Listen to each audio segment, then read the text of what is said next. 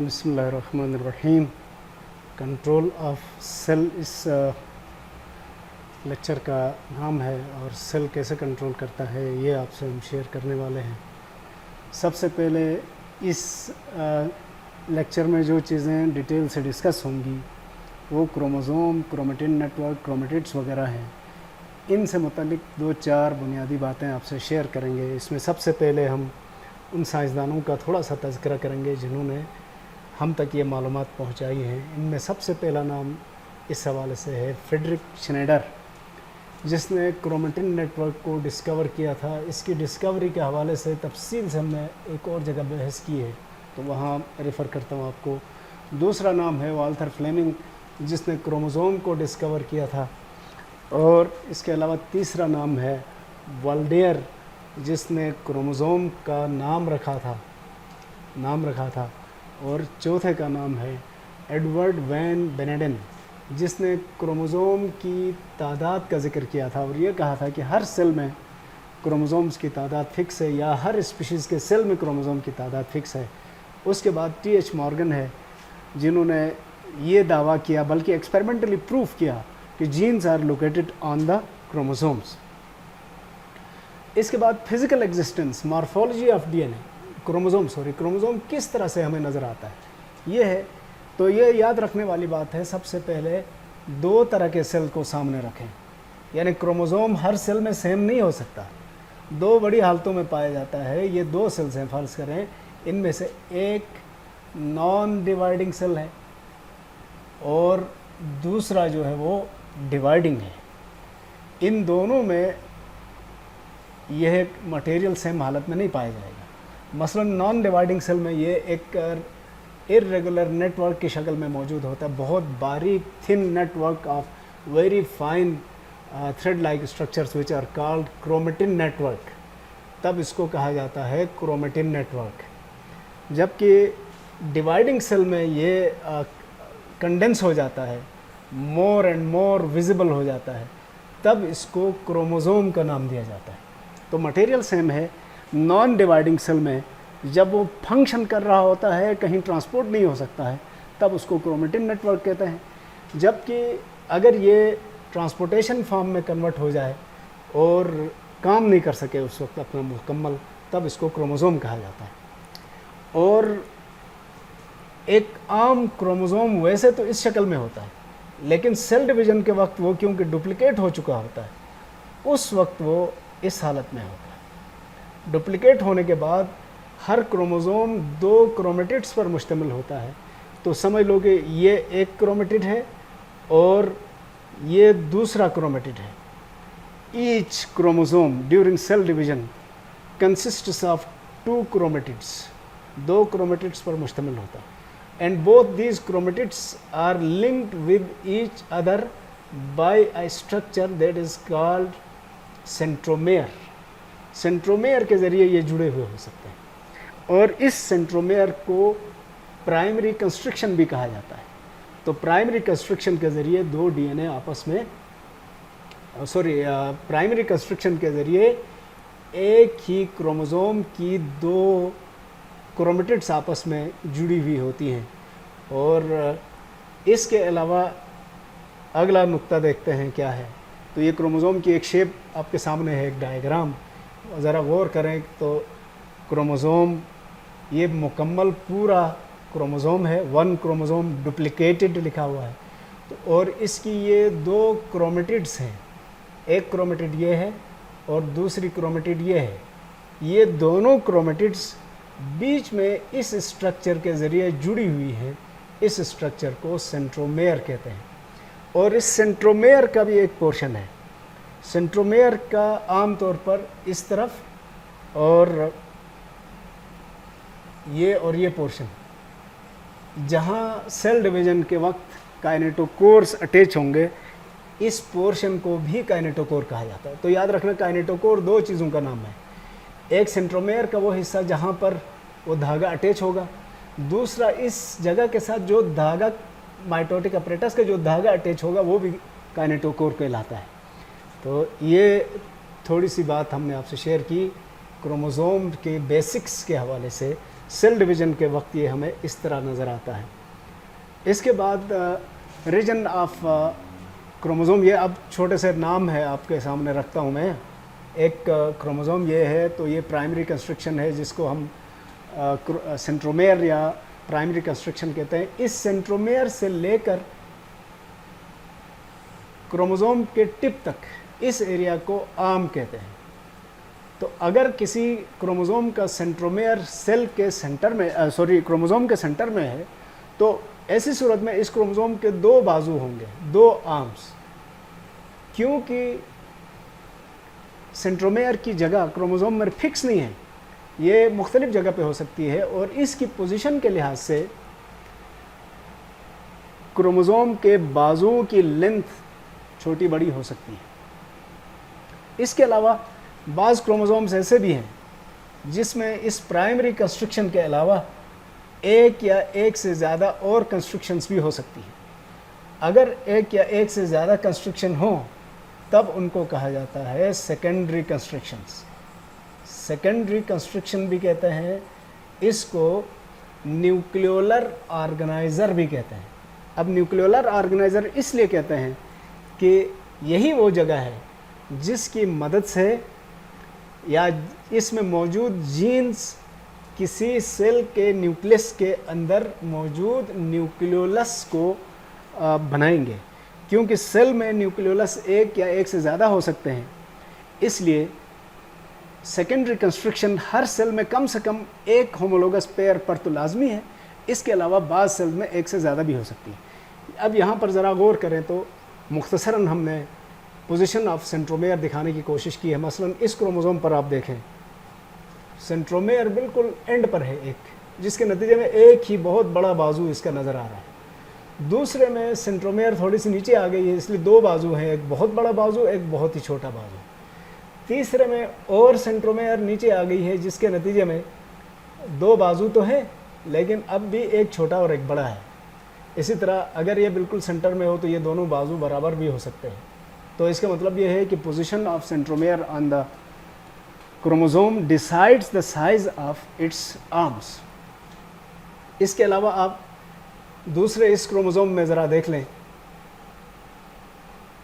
यहाँ पर सेंट्रोमेयर को इन्होंने किस तरह दिखाया है, बस जंक्शन पॉइंट दोनों के दरमियान, उसको सेंट्रोमेयर कहते हैं। इसके अलावा ये दो क्रोमेटिड्स हैं, इस क्रोमेटिड का एक बाजू और दूसरा बाजू ये है। एक ये वाला थोड़ा सा लंबा लगता है, ये थोड़ा सा छोटा, लेकिन अगर यहाँ से नापें तो बराबर है। बहरहाल ये सेंट्रोमेयर है। इस गोल हिस्से को सैटेलाइट कहा जाता है। ये पूरा एक क्रोमेटिड है और ये सेकेंडरी कंस्ट्रक्शन है, ये प्राइमरी कंस्ट्रक्शन है। तो ये छोटा सा आपसे हमने जिक्र किया। इसके बाद अगला मरहला है, at least one pair of homologous chromosome possesses nucleolar organiser region. ये मैंने आपको कहा था कि हर सेल में कम से कम एक जोड़ा जो होमोलोगस क्रोमोज़ोम है उसके ऊपर सेकेंडरी कंस्ट्रक्शन लाजमी है, जिसके ज़रिए एक न्यूक्लियोलस बनेगा। अगर किसी सेल के एक से ज़्यादा पेयर्स ऑफ होमोलोगस क्रोमोज़ोम में न्यूक्लियोलर ऑर्गेनाइज़र होंगे तो जितने न्यूक्लियोलर ऑर्गेनाइज़र होंगे उतने ही उस सेल में न्यूक्लियोलस होंगे। इसके अलावा एक बहुत ज़रूरी चीज़, किसी भी क्रोमोज़ोम में ये नाम है, हर क्रोमोज़ोम के एंड्स को टर्मिनल्स कहा जाता है। Terminals of a chromosome, terminals of a chromosome. इसके अलावा और इन टर्मिनल्स का बहुत अहम काम है। मसलन इन्होंने क्या करना है, अगर दो क्रोमोज़ोम इस तरह से मौजूद हो तो टर्मिनल्स इन दोनों क्रोमोज़ोम को एक दूसरे से जुड़ने नहीं देंगे। यानी टर्मिनल्स की मौजूदगी की वजह से क्रोमोज़ोम कभी भी आपस में एंड टू एंड नहीं जुड़ सकते, ये जुड़ने नहीं देते हैं। तो टर्मिनल का एक काम ये हुआ, they keep the homologous chromosome separate from each other. दूसरा काम इन टर्मिनल्स का ये है कि ये सेल डिवीज़न को कंट्रोल करते हैं। कहा यह जाता है कि ये टर्मिनल्स घिसते चले जाते हैं। जो फर्ज करें एक सेल डिवाइड हुआ, दो हुए, वो सेल थोड़े बड़े होने के बाद फिर डिवाइड हो गए तो चार बन जाएंगे, उसके बाद सिलसिला चलेगा। तो एक ही नस्ल के सेल्स एक ख़ास नंबर ऑफ डिवीज़न के बाद मज़ीद डिवाइड नहीं हो सकते। मज़ीद डिवाइड ना होने की वजह अब ये बताई जा रही है कि ये टर्मिनल्स ऑफ ईच क्रोमोसोम ये घिसना शुरू हो जाते हैं, घिस कर ख़त्म होते हैं, जिसके नतीजे में अब जब एक हद के बाद ये छोटे हो जाएंगे टर्मिनल्स, तो वो क्रोमोसोम फिर सेल डिवीज़न को प्रमोट नहीं कर सकता है। इसीलिए बुढ़ापे का एक या एजिंग का एक सबब ये भी बताया जाता है कि जो सेल्स में एक हद तक यानी कई नस्लों तक डिवीज़न जारी होने के बाद अब मज़ीद डिवीज़न इसलिए रुक जाती है कि उनके टर्मिनल्स ख़त्म हो चुके हैं। तो टर्मिनल्स के फंक्शंस मैंने आपसे शेयर करने की कोशिश की। अब इसी क्रोमोसोम में एक और चीज़ भी है जिसको सैटेलाइट कहा जाता है, और सैटेलाइट कहते हैं अगर किसी क्रोमोसोम में कोई उभार हो, नोब लाइक, इधर भी हो सकता है, ये इधर भी हो सकता है, या इवन ये क्रोमोसोम के टर्मिनल से आगे भी हो सकता है। इन इजाफी चीज़ों को, उभरी हुई नोब लाइक चीज़ों को जो क्रोमोसोम में मौजूद होती हैं, उनको सैटेलाइट कहते हैं, सैटेलाइट। और सैटेलाइट में जो डीएनए है उसको जंक डीएनए कहा जाता है। जंक डीएनए इसलिए कहते हैं कि ये डीएनए किसी काम का नहीं है।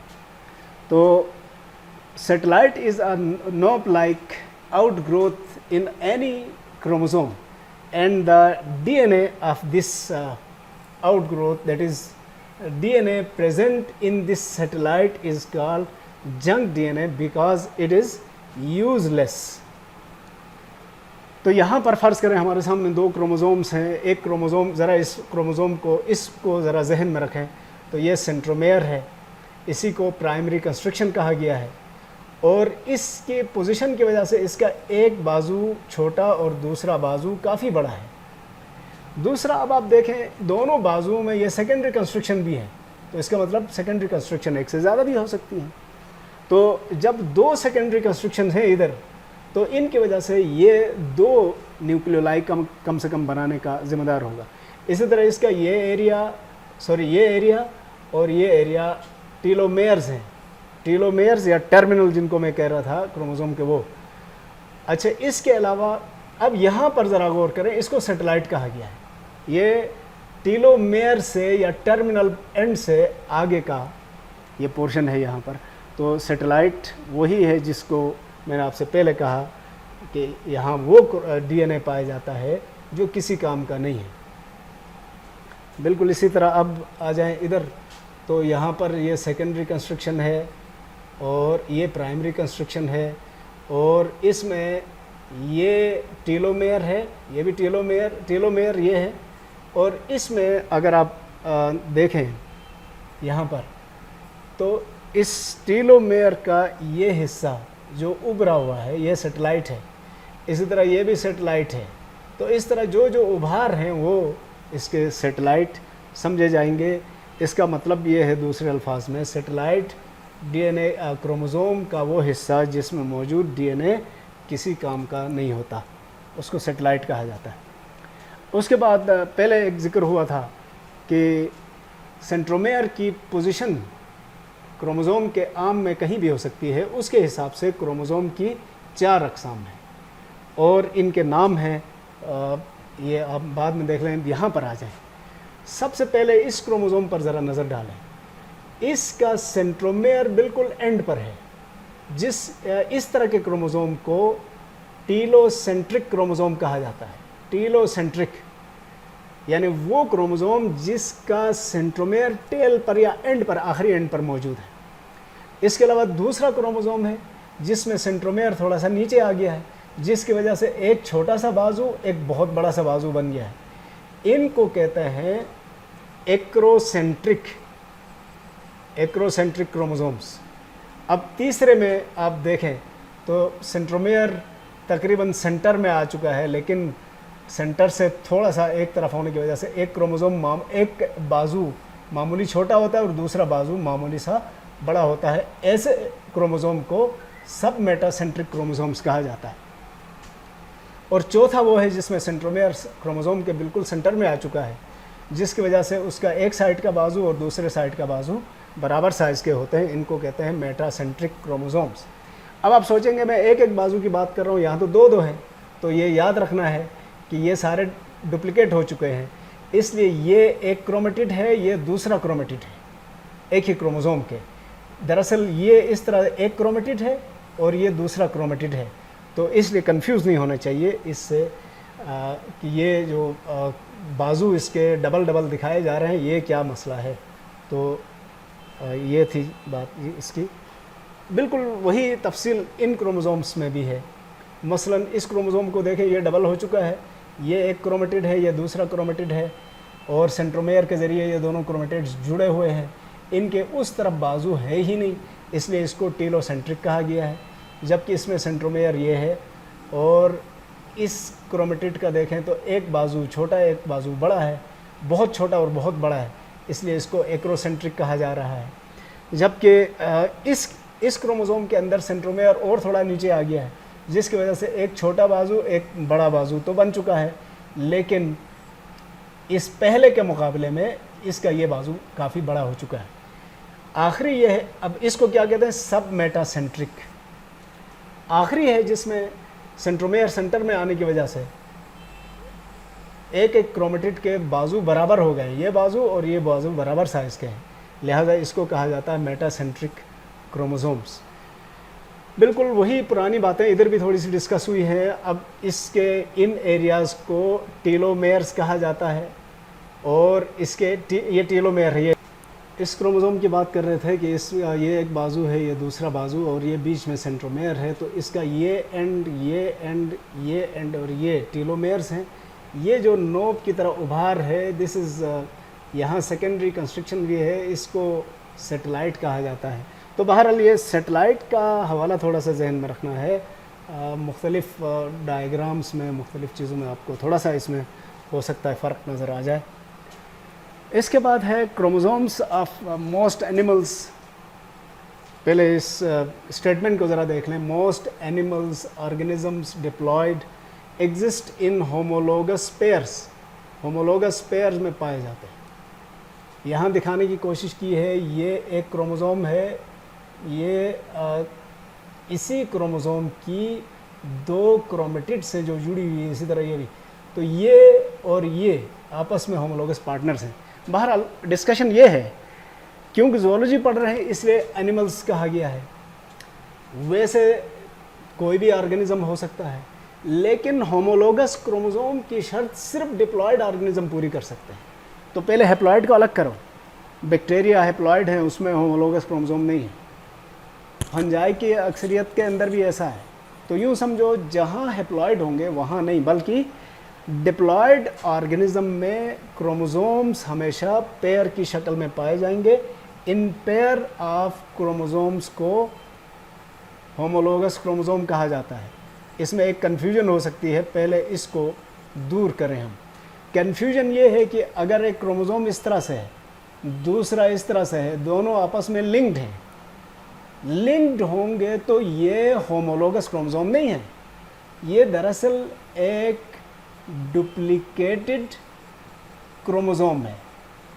इस डुप्लीकेटेड क्रोमोसोम और होमोलोगस क्रोमोसोम में फ़र्क करना है। होमोलोगस क्रोमोसोम बीच में यहाँ जुड़े हुए नहीं है एक दूसरे के साथ, फिजिकल कांटेक्ट कोई नहीं है फिलहाल, जबकि इनमें है। बहरहाल होमोलोगस क्रोमोसोम को मैं यहाँ जो लिखा है स्टेटमेंट, उसके हिसाब से एक्सप्लेन कर रहा हूँ। तो पहले देख लें, होमोलोगस क्रोमोसोम्स वो हैं जो, पहले बुक की तफसील, which carry genes that code for the same traits and are visually similar। visually similar है और जिसमें सेम जीन्स पाए जाते हैं। सेम जीन का मतलब एक ट्रेट के एक जीन के एलील इसमें है तो उसके बिल्कुल सामने उसी जीन की दूसरी एलील होगी। ये इस तरह से सेम ट्रेट्स कैरी करने वाले जीन्स रखते हैं ये, इनको होमोलोगस कहा जाता है। हैव सेम साइज़, जिनका साइज़ भी एक जैसा है आम तौर पर, लेकिन ये ज़रूरी नहीं है, मैं बाद में बताऊंगा आपको। सेंट्रोमेयर पोजीशन, इनकी सेंट्रोमेयर की पोजीशन सेम जगह होगी, ऊपर नीचे नहीं होगी। एंड पैटर्न्स ऑफ स्टेनिंग, ये आपको मालूम है किसी भी सेल के अंदर की चीज़ों को देखने के लिए हमें स्टेन करना पड़ता है, और होमोलोगस क्रोमोसोम एक ही रंग से रंगे जाते हैं। फिर कहा गया है कि recognise the homologous chromosome patterns help ये सारे वो शराइत हैं, यानी shape, size, genes, staining properties, जिनकी मदद से हम इनको पहचान सकते हैं। लेकिन अब ज़रा हम अपनी ज़बान में इसको डिस्क्राइब करें तो ये होगा कि homologous chromosomes are those which are similar to each other but not necessarily identical, जो एक दूसरे से मिलते जुलते होंगे लेकिन इनका हूबहू कॉपी होना, एक दूसरे की हूबहू कॉपी होना ज़रूरी नहीं है। और इससे भी अहम शर्त यह है which form length wise pair during meiosis. तो ये अंधाधुन कोई भी क्रोमोसोम पेयरिंग नहीं कर सकता है, सिर्फ वही क्रोमोसोम्स मियोसिस के दौरान पेयर बनाते हैं जो होमोलोगस हो, और पेयर भी लेंथ वाइज हो, जिसको हमने सेल डिवीजन वाले वीडियो में डिस्कस किया है कि ये पॉइंट टू पॉइंट पेयरिंग होती है। तो बहरहाल होमोलोगस क्रोमोसोम्स वो हैं जो identical, similar to each other but not necessarily identical. ये क्यों शर्तें लगाई जाती हैं? इसलिए मसलन इंसान के क्रोमोसोम्स को ज़रा जहन में रखें, 46 क्रोमोसोम्स हैं, इसमें क्रोमोसोम नंबर 1 सबसे लंबा है, 2 उससे थोड़ा छोटा है, 3 इससे छोटा है, इस तरह इसी तरतीब से ये कैरियोटाइपिंग कहलाती है। आखिरी क्रोमोसोम बहुत छोटे हैं, इनको हम यूँ कह सकते हैं 46 क्रोमोसोम्स तो हैं ह्यूमन के अंदर जो 23 पेयर्स में पाए जाते हैं, और 23 पेयर्स का मतलब यह है कि 23 होमोलोगस पेयर्स हैं। इसमें से 22 pairs in males are identical. Human के मेल में 23 में से 22 आइडेंटिकल हैं, और लास्ट 1 पेयर जिसको आप सेक्स क्रोमोसोम कहते हैं ये नॉन आइडेंटिकल है। नॉन आइडेंटिकल क्यों है? इसलिए कि इसमें एक बड़ा क्रोमोसोम है जिसको वाई क्रोमोसोम कहते हैं, बड़े क्रोमोसोम को वाई क्रोमोसोम कहा जाता है, और दूसरा थोड़ा छोटा है, वंस अगेन 2 क्रोमोसोम्स हैं, एक थोड़ा सा छोटा है, इसको वाई क्रोमोसोम कहा जाता है,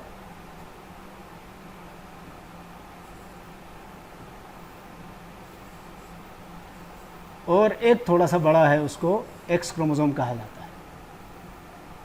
this is X, this is Y. ये दोनों आइडेंटिकल नहीं हैं, शक्ल के लिहाज से भी और जीन के हिसाब से भी। मसलन इसको वाई क्रोमोसोम के इस रीजन को SRY रीजन कहा जाता है। यहाँ जो जीन्स हैं वो इधर एक्स के ऊपर नहीं है, तो इसका मतलब ये है कि ना इनका साइज़ एक जैसा है, ना इनमें मौजूद क्रोमोसोम्स जीन्स एक जैसे हैं, लिहाजा ये दोनों नॉन आइडेंटिकल हैं। तो in most cases homologous chromosomes are not only similar to each other but they may be identical, but this identity is not necessary. ये जहन में रखना है आपने। तो ये होमोलोगस क्रोमोसोम का जिक्र था, और आपने देखा कि होमोलोगस क्रोमोसोम्स सिर्फ कहाँ नज़र आते हैं? हमें डिप्लॉयड ऑर्गेनिजम्स में नज़र आए।